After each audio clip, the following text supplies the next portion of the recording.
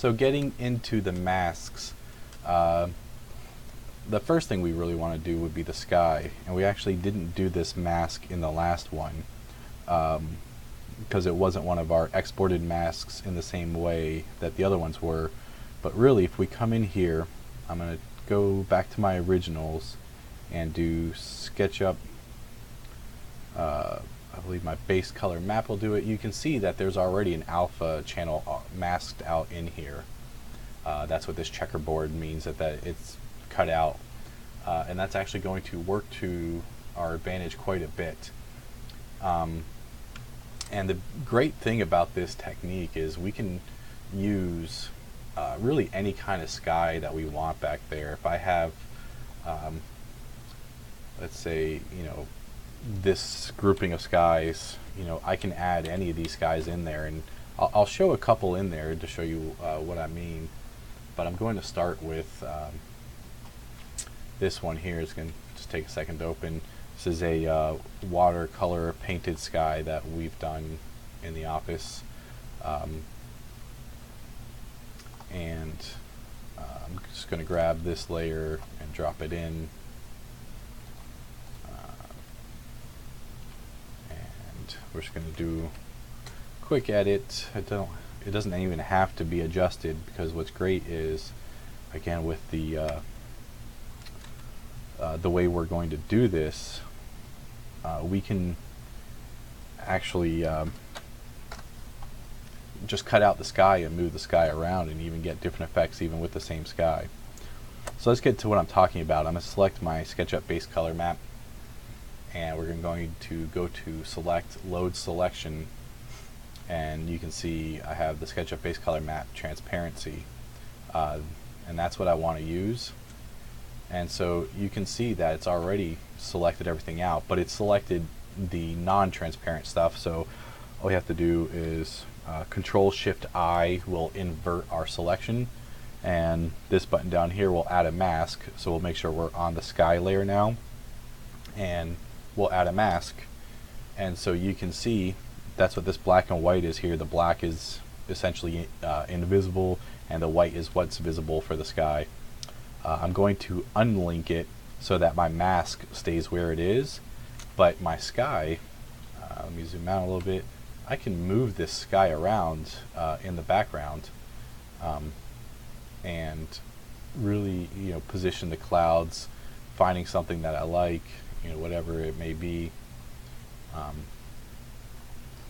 try something way on this side. That's kind of cool maybe.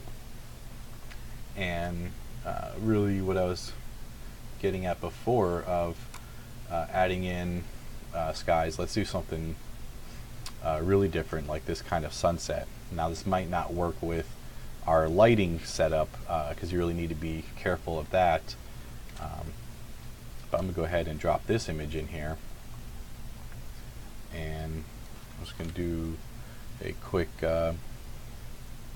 stretching. Just we can go across our image size, that's fine.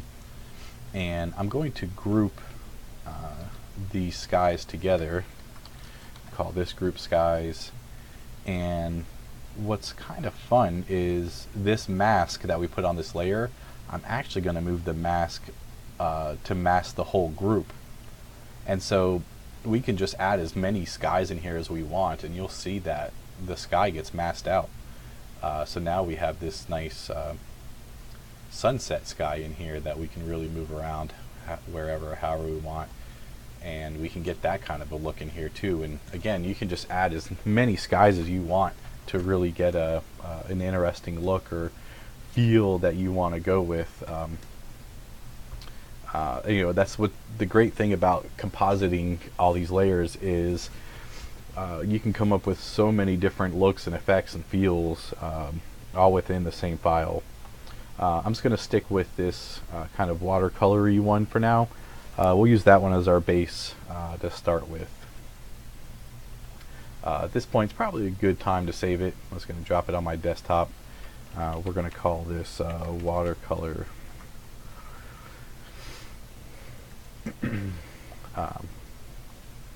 And so similar to the way we did the grass, I want to bring in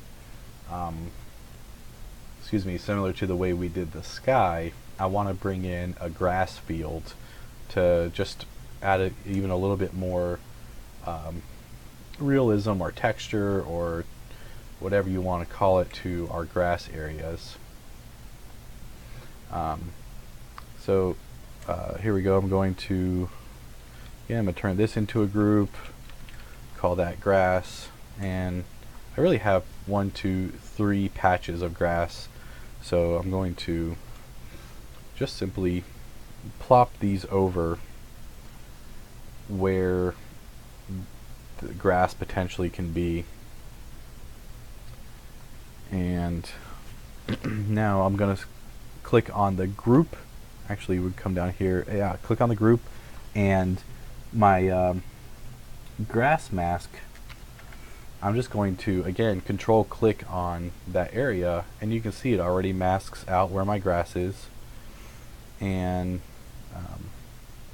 again, I'm going to come back to my group level and add a mask to it. This one I saw I need to just stretch out a little bit more of the little grass over there. And again, this image, it doesn't necessarily do a ton for it, as there's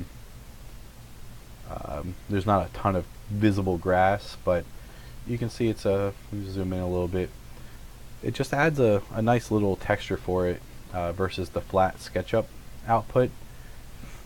You can see this actually looks like it has some nice grass feel to it, and especially if you have a larger visible front lawn, you can really get some decent textures with it.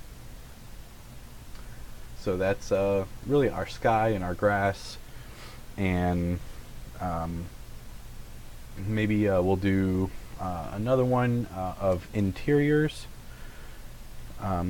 We talked about our interior rendering, so I'm going to select on this and come down to my window glass, and again I'm going to select this and apply that mask to my interiors. And what this is going to allow me to do is I can really play with these interiors.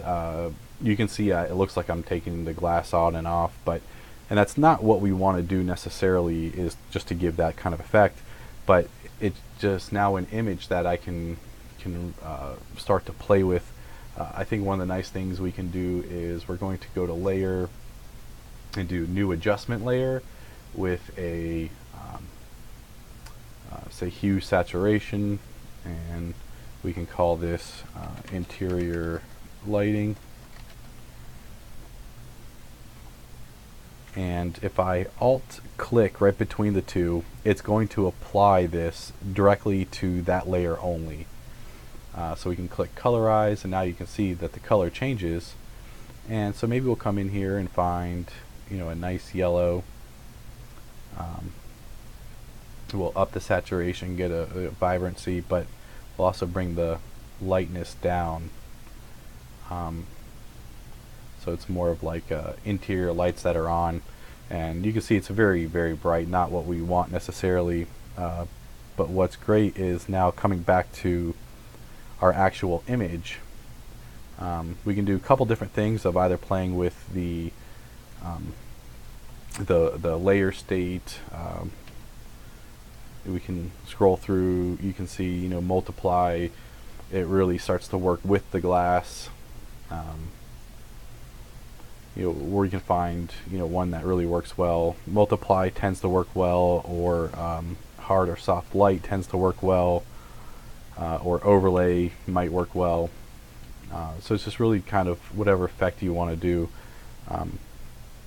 We're going to go ahead and just simply do multiply, and we can also play with the opacity, where it's maybe not so overwhelming. But point being is really it's just another way to give you additional control over what your final image is going to look like. I was going to group those two together. We call it interior.